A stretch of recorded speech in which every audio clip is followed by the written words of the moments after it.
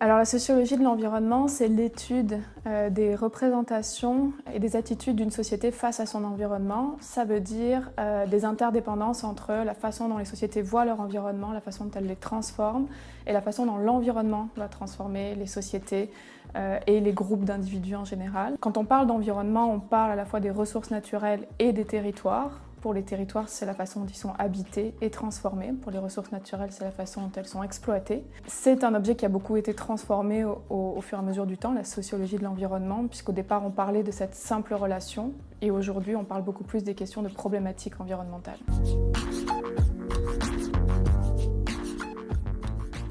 Il y a la question de la compréhension, évidemment, puisque le sociologue est là pour acquérir des connaissances, comprendre des comportements en lien avec les questions environnementales. Vous savez, Sire, j'aimerais bien qu'on commence à me considérer en tant que tel. Comment? Comment? Vous considérez en tant que... J'ai pas compris. Bah, me considérer en tant que tel. Putain, la vache, je comprends pas un mot de ce que vous racontez. Allez-y, excusez-moi, reprenez depuis le début, je vous écoute. Mais après, il y a aussi cette question d'accompagnement, qui pour moi est vraiment importante, notamment pour les sociologues qui travaillent sur le terrain directement. Et cet accompagnement, ça va être dans la compréhension des besoins qui peuvent être très diversifiés quand on parle des questions de ressources naturelles et de territoires, qui génèrent parfois du conflit d'ailleurs. Et si on ne va pas dans la compréhension de ce besoin-là, on a de la difficulté à régler des conflits. Et l'autre élément qui est important, c'est la compréhension du comportement dans le changement. Parce que sur les questions environnementales, on va beaucoup demander aux gens de changer de comportement, de changer de mode de vie pour générer moins d'impact, pour avoir moins de problématiques au niveau notamment des changements climatiques, etc.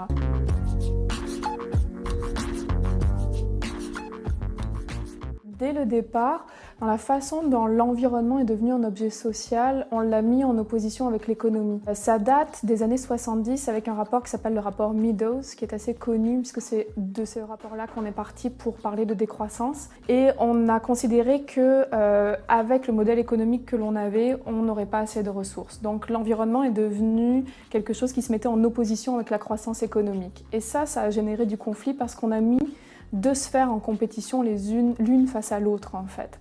Comme s'il y avait deux camps et qu'on pouvait choisir l'un ou l'autre, ou que l'un pouvait prendre plus d'importance que l'autre. Un exemple précis de ça, c'est quand le Premier ministre du Québec, Philippe Couillard, a dit qu'il n'y a pas un emploi qui se perdrait pour des caribous.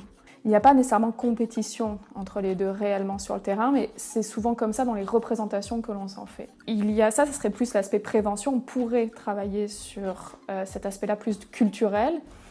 En termes de gestion de conflits, ensuite, il y a beaucoup d'outils qui se sont développés au fur et à mesure du temps au regard de l'importance des conflits dans le milieu environnemental.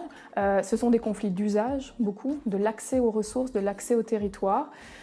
Et pour ça, il y a une discipline qui s'est développée qui s'appelle la médiation environnementale et qui travaille essentiellement sur ces questions-là. Le sociologue peut tout à fait avoir un impact intéressant par rapport à la question de la gestion des besoins, par exemple, de bien comprendre les besoins des parties en présence et quels sont les enjeux cachés derrière ces conflits-là. Mais je pense que la sociologie, là où elle a une vraie plus-value, c'est sur la compréhension de cet élément de base de mise en compétition.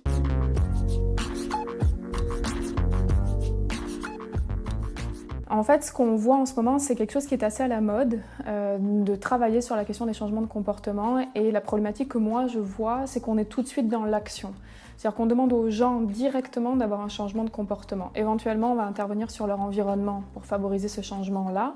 Mais on s'intéresse assez peu aux représentations et aux valeurs qui vont générer cette action-là et qui génèrent ce comportement-là.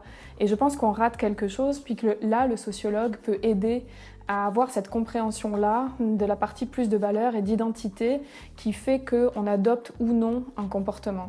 Un exemple, c'est par exemple les agriculteurs avec l'utilisation des pesticides ou des herbicides. Évidemment qu'on essaie de leur demander d'en utiliser de moins en moins pour des questions environnementales et de santé humaine. Ça, ce sont des arguments qu'ils comprennent tout à fait. Et je pense que si on a de la difficulté à leur faire adopter une autre action, un autre comportement, c'est parce qu'on ne s'intéresse pas au fait que, par exemple, pour certains agriculteurs, Être un bon agriculteur, c'est avoir un champ très propre, sans mauvaises herbes. Et c'est incroyable parce que dans ce champ, il n'y a pas la trace d'un insecte, d'un puceron, d'une mauvaise herbe ou d'une maladie. Le blé est en pleine forme. Et tu sais quoi? Non. C'est grâce à ça.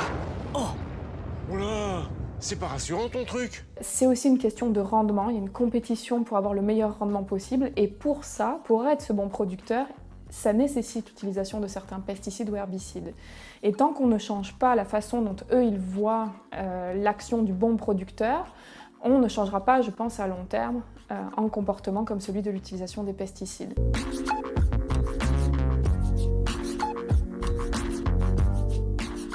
Ce qui peut-être est particulier pour le Québec, c'est que les changements climatiques vont amener des déplacements de population, que ce soit des végétaux ou des espèces fauniques. Il y a une étude qui a été faite par un chercheur qui s'appelle Dominique Berthaud de l'Université du Québec à Rimouski et qui prouve que dans les projections que l'on a aujourd'hui des futurs changements climatiques, les espèces vont se déplacer en moyenne, ça varie d'une espèce à l'autre évidemment, mais en moyenne elles vont se déplacer de 44 km par an pour aller toujours plus vers le nord, puisque elles vont rechercher la température dans laquelle elles ont l'habitude de vivre. À ce titre, le Québec va avoir une responsabilité importante dans le fait de pouvoir offrir à ces espèces-là des écosystèmes en santé pour qu'elles puissent effectivement, premièrement, se déplacer et survivre, et une fois qu'elles se seront déplacées, de se réhabituer à ce nouvel écosystème.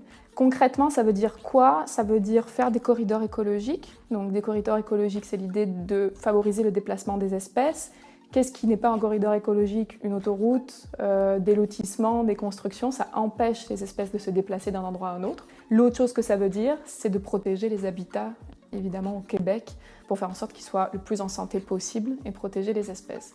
Les changements climatiques amènent un autre enjeu dont on parle de plus en plus, mais pas assez, c'est les inégalités sociales face à la vulnérabilité vis-à-vis des changements climatiques. Plus les populations sont pauvres, plus elles sont vulnérables face au changement climatique. Ça vaut à l'échelle mondiale, mais ça vaut à l'intérieur des pays occidentaux aussi. Et ça, c'est une question éthique et une question de responsabilité sociale aussi qui est très importante pour les pays, puisqu'il va falloir travailler sur cette question-là pour limiter la vulnérabilité des populations les plus pauvres.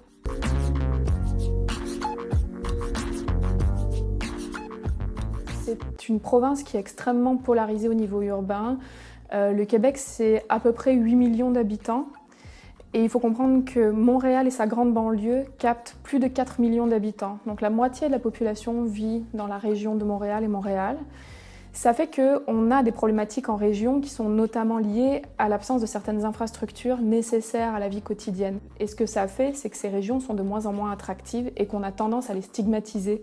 On parle de régions ressources, comme si elles n'étaient que des productrices de ressources, alors que quand on regarde leur portrait économique, comme toutes les régions du monde, l'extraction de matières premières prend de moins en moins d'importance et le secteur tertiaire en prend de plus en plus. Donc c'est une image qu'on a, une représentation de ces régions qui est assez fausse et qui n'aide pas à les rendre attractives, notamment pour les jeunes générations.